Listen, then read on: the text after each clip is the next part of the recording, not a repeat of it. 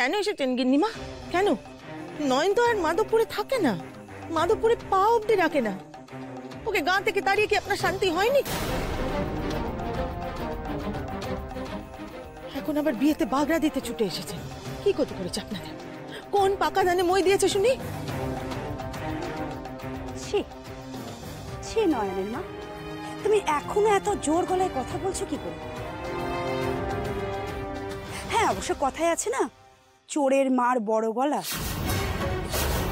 তোমার ছোট মেয়ে কি আমাদের কিছু না বললে আমরা তো কিছু বুঝতেই পারতাম না যে তুমি নয়নের সবকিছু চেপে গিয়ে কারোর গলায় ঝুলিয়ে দিচ্ছ।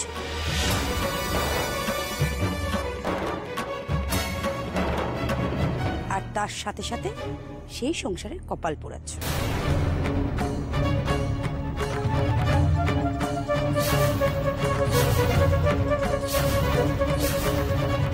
ভাগ্যিস তোমার ছোট মেয়ে গিয়ে পায়ে ধরে কান্ডাকাটি করলো বলি তো জানতে পারলাম যে তুমি আর ঠাকুরমশাই মিলে শহরের বড় ঘরে পাত্র জুটিয়েছ। তা পাত্রপক্ষ কি জানে তোমার নয়নের সাথে ওর বিয়ে হলে ওর জীবনটা ছাড়খাড় হয়ে যাবে?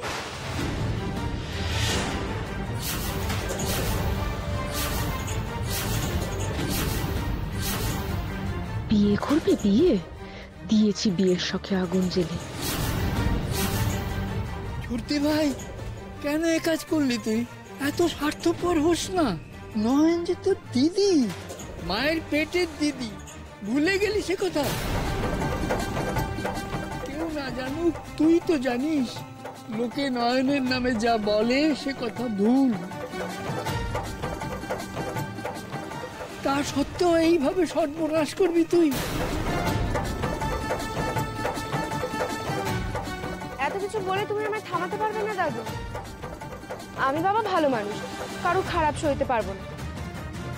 এই দিদি, কি ভাবছিস? কুমু এত বড় সর্বনাশ কেন করলো আমার, তাই না? কিন্তু শোন দিদি, এতে তোর যত না ক্ষতি, তার থেকে বেশি ক্ষতি ওই শহরের বাবুর হতো যদি তোকে বিয়ে করতো।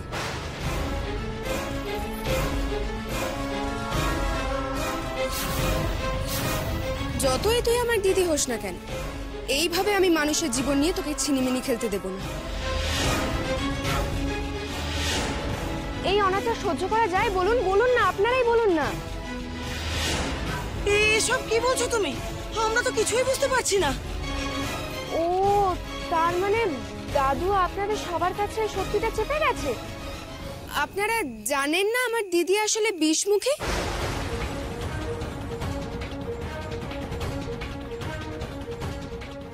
যার ব্যাপারে যা বলে তাই ফলে, লোকের সর্বনাশ চায় আমার দিদি।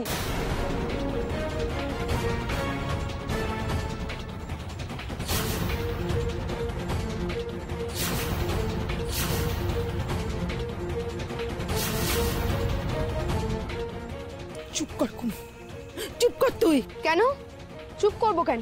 সত্যি কথা আমি বলবোই। শুধু তাই কেন কুমু, সবাইকে জানাও যে তোমার দিদির মাথার দোষও আছে।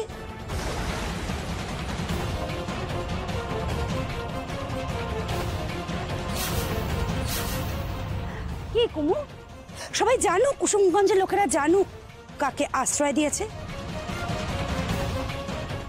আর পাত্রপক্ষ জানুক কেমন মেয়েকে ঘরের বউ করতে যাচ্ছিল।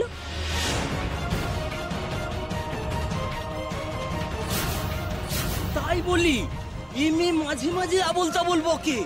এ নাকি কোনো বড় মানুষের বউকে এই গয়না পরে বেনারসি পরে দেখতে পায়। আমরা আগেই সন্দেহ করেছিলাম এর মাথায় কিছু একটা গন্ডগোল আছে।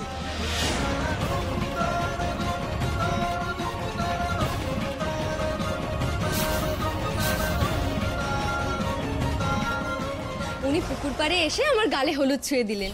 ওনার নাম তো জানি না, দেবীর মতো চোখ, গা ভর্তি গয়না, গায়ে বেনারসি শাড়ি। ওনাকে দাবি করে যে ও লোকের ভবিষ্যৎ দেখতে পায়। আরে বাবা, ওসব বুঝলো কি? আসলে ওর মুখের কথায় বিষ আছে। ও লোকের বিপদ ঘটাতে চায়, আর সেটার সাথে তো ফলেও যায়। এবার আপনারাই বলুন, এরকম মেয়েকে আপনারা ঘরের বউ করে কি করে তুলবেন?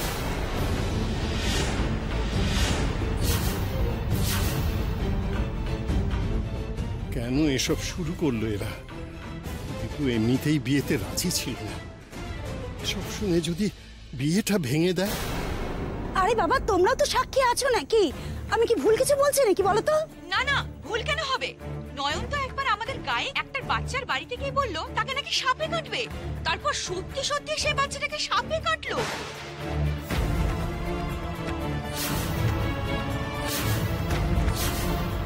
মিথ্যে বলছো তোমরা। নয়ন ছুটে গিয়েছিল বাচ্চাটাকে বাঁচাতে, কারণ ও আগে থেকেই দেখেছিল বাচ্চাটাকে সাপে কাটবে। চুপ করুন ঠাকুর মশাই, আপনার তো কথা বলার কোনো অধিকারই নেই। সবার সামনে আপনি মা বিশালাক্ষীর পুজো করেন, আর পিছনে নাতনির কুকীর্তি ধামাচাপা দেন, তাই তো?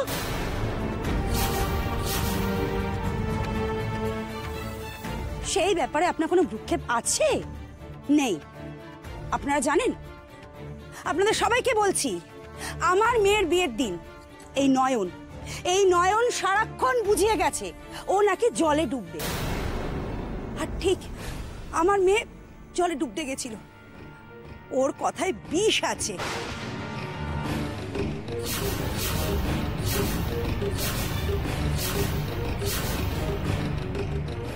বিষমুখী কোথাকার, আবার বিয়ে করার শখ। ঠাকুর মশাই তো আগেই বলেছিলেন নয়ন ভবিষ্যৎ দেখতে পায়। এইসব ঘটনার কথাও আমাকে বলেছিলেন, কিন্তু দীপু তো সব এখানে এসে শুনছে। ও তো আরো উল্টো বুঝবে। হে ভগবান, এবার বুঝি আর দীপুকে আটকাতে পারবো না।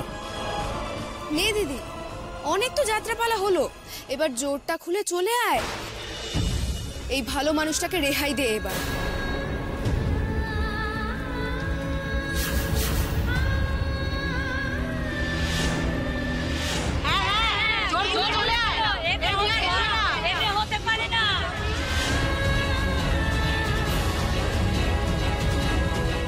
মাগো, এমনটা ছিল মা তোমার মনে? তুমি তো আশ্রয় দিলে, আর তুমি এখন এমন অপমানের দিকে ঠেলে দিচ্ছ আমায় কেন মা? আমি কি অপরাধ করেছি কইতে পারো? স্যার, আমি আসলে থানায় একটা খবর নিতে এসেছিলাম। হাইওয়েতে দোলের আগের রাত্রিবেলা একটা ওই সাদা রঙের গাড়ির অ্যাক্সিডেন্ট হয়েছিল। গাড়ির নাম্বারের লাস্ট 4টে ডিজিট 8888। ওটা আমার দাদার গাড়ি স্যার। স্যার, আমি আমার ওই দাদার ব্যাপারেই খোঁজ খবর নিতে এসেছিলাম স্যার। সে তো বুঝলাম, তাহলে থানার বাইরে দাঁড়িয়েছিলেন কেন? স্যার, ওই আমার পার্সটা আমি খুঁজে পাচ্ছিলাম না। থানার বাইরে গাড়ি দাঁড় করিয়ে রাখার অন্য কোনো ইন্টেনশন আমার ছিল না। দীপ্ত বোস আপনার দাদা, তার মানে আপনিও তপব্রত বাবুর ছেলে। কি আমি ঠিক বললাম তো? হ্যাঁ স্যার। আচ্ছা স্যার, ওই গাড়ির অ্যাক্সিডেন্টটা কিভাবে হলো সেটা যদি একটু বলতেন খুব ভালো হতো। সে কি, আপনার বাবা আপনাকে কিছু বলেনি?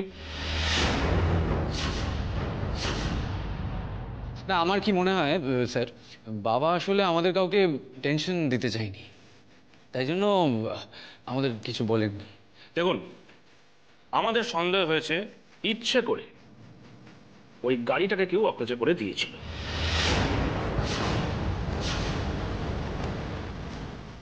ব্রেক অয়েল লিক করা হয়েছিল, সেটা কি এরা বুঝে গেছে? দেখুন, তপব্রত বাবুকেও সেই সন্দেহের কথা আমরা জানিয়েছি, কিন্তু উনি থানায় কারোর নামে ডায়েরি করতে চাননি। আপনার কি এ বিষয়ে কাউকে সন্দেহ টন্দেহ হয় নাকি?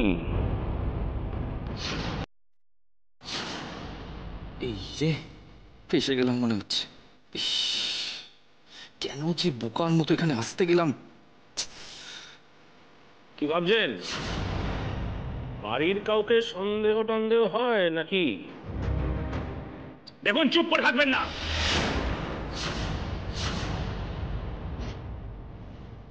এসব আপনি কি বলছেন স্যার?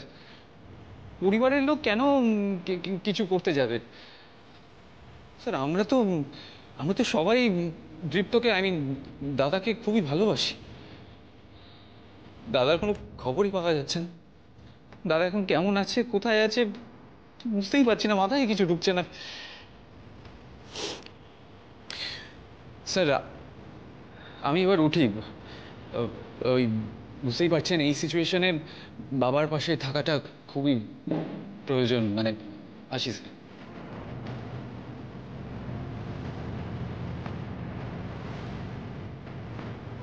কি হলো নয়ন?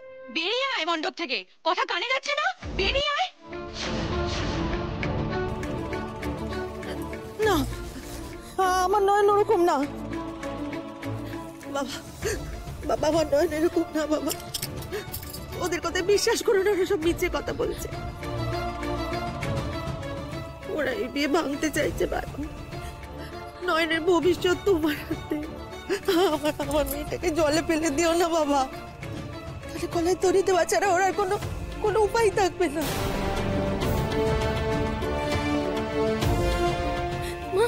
মা কি করছো তুমি? নয়নের মা, হাজার কেঁদে কেটেও তুমি এই অলক্ষী মেয়েকে পার করতে পারবে না। আমি পার হতে দেব না। এই বিয়ে আমি পণ্ড করবই।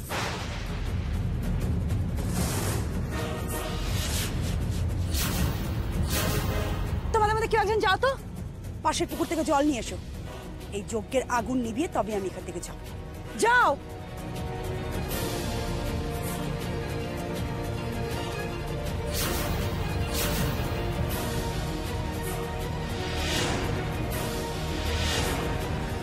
ঠাকুর বন্ধ করো, এসব বন্ধ করো। দীপু যেন চলে না যায়। ত্রিনয়নীকে বিয়ে না করলে আমি যে ওকে বাঁচাতে পারবো না। এই নোংরা খেলা বন্ধ কর কুমু। আমি কথা দিচ্ছি নয়নের সব গয়না আমি তোকে দেব। তোর তো লোভ ছিল না ওই গয়নার উপরে, সব তুই পাবি। বন্ধ কর তোর এই মিথ্যে বলা। ফিরে যা তুই ওদের নিয়ে ফিরে যা। না, আমি যাব না। যতক্ষণ না এই যজ্ঞের আগুন নিভছে ততক্ষণ আমি এখানেই দাঁড়িয়ে থাকবো।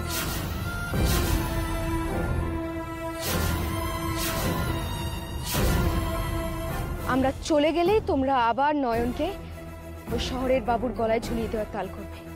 আমি তোমাদেরকে চিনি না।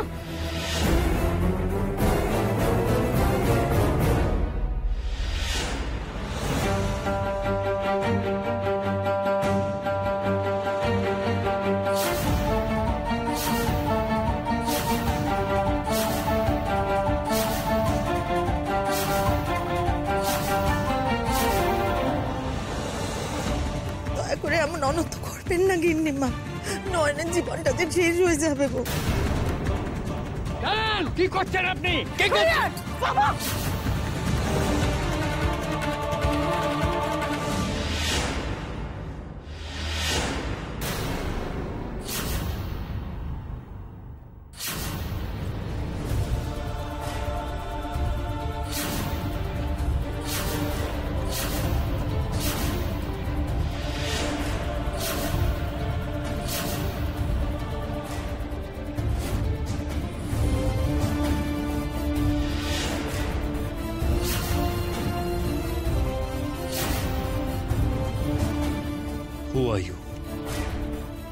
আপনি কে? আপনার এত বড় সাহস হলো কি করে আমার বিয়ে হবে কি হবে না সে সিদ্ধান্ত নেবার?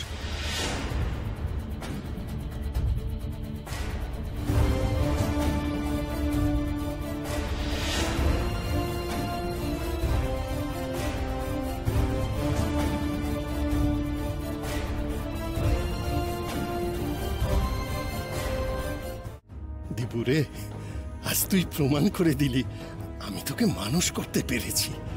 আমার গর্ব হচ্ছে আমি তোর মতো ছেলের বাবা। বিয়েটা হবে কি ভেঙে যাবে সেটা সিদ্ধান্ত নেবার অধিকার শুধুমাত্র বর আর কনে পক্ষে রয়েছে। আপনি তো বাইরের লোক, আপনি কি হিসেবে তাহলে আপনার দলবল নিয়ে বিয়েটা ভাঙতে এসেছেন?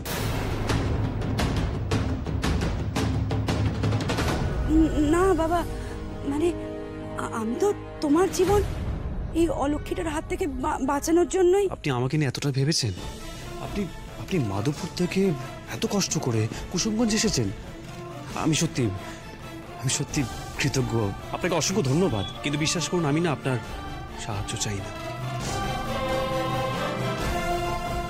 তা আপনি এখান থেকে আসতে পারেন।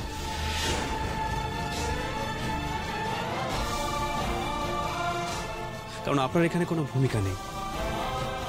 দেখলি মা, দেখলি বলেছিলাম না, জামাই আমার সাক্ষাৎ শিব ঠাকুর রে। জয় মা বিশালাক্ষী, সবই তোমার দয়া মা। এই যে আপনি তো দিদিকে খুব আগলে দাঁড়াচ্ছেন। আপনি কেমন ধারা মানুষ বলুন তো? আরে বাবা, নিজের ভালো তো পাগলেও বোঝে। আপনি বুঝতে পারছেন না দিদির সাথে আপনার বিয়ে হলে আপনার জীবন পুরো ছাড়খাড় হয়ে যাবে।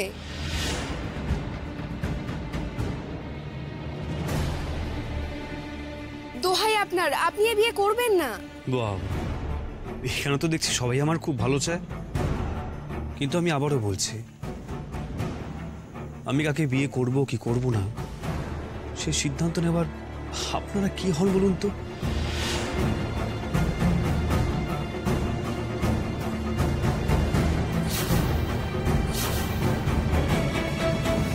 আমি আমার বাবাকে কথা দিয়েছি, আমি এই মেয়েকেই বিয়ে করব।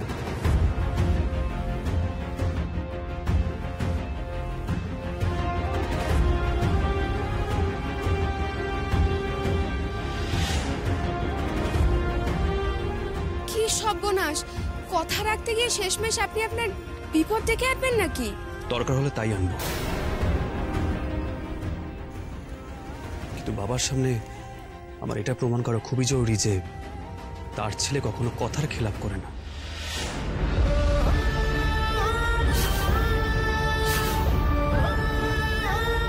কাউকে কথা দিয়ে সে কথা রাখতে জানে।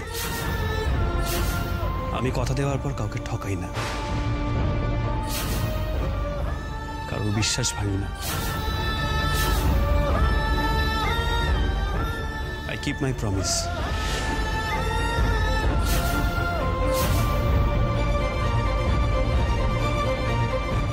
আমি এটা প্রমাণ করতে বিয়েটা করব। আমার বাবা মা, আমার নিজের বাবা মা আমাকে ঠকালেও আমি তাদের কোনোদিন ঠকাইনি। এই মেয়ের সাথে আমি বিয়ে করব, আর এটাই আমার ফাইনাল ডিসিশন।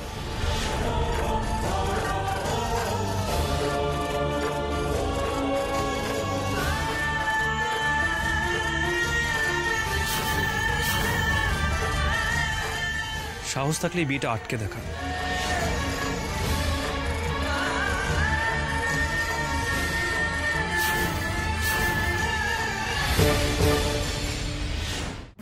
চোখের সামনে এত ভালো পাত্রের সাথে বিষ্ণুকিটার বিয়ে হয়ে যাবে, আমি সইব কেমন করে? আশা করি আপনাদের এখন আর কিছু বলার নেই। দয়া করে আপনাদের এই নাটকটা বন্ধ করে এখান থেকে বিদায় হন। বেরিয়ে যান এখান থেকে, বেরিয়ে যান।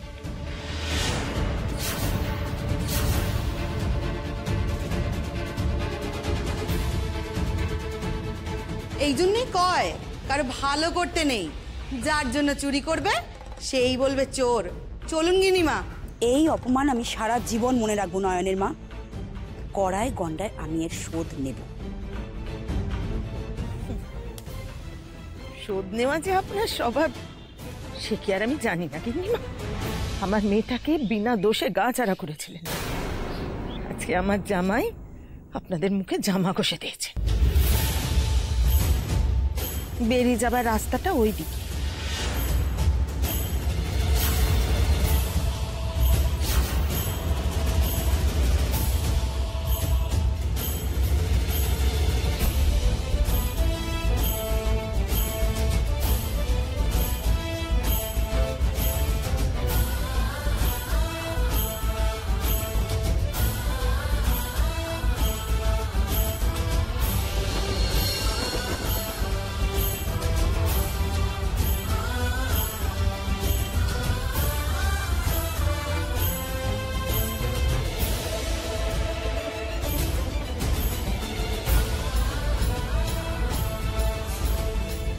এসেছিলি তো নয়নের বিয়ে ভাঙতে, নিজের মায়ের পেটের দিদিকে অপমান করতে, তার ক্ষতি করতে। কি লাভ হলো কুমু? উল্টো তো নিজেই অপমানিত হলি। আসলে কি জানিস তো কুমু, ধম্মের কল বাতাসে নয়। কেমন বেহায় মেয়ে রে তুই, যে এখন এখানে দাঁড়িয়ে আছিস? শুনলি না আমার জামাই বড় মুখ করে কি বললো? সে আমার নয়নকে বিয়ে করবে। জগতের কোনো বাধা তাকে আটকাতে পারবে না। আর আমার নয়নের কপালের সুখ ও কেউ কাটতে পারবে না। এই আমি আজ বলে দিলাম, তুই মিলিয়ে নিস।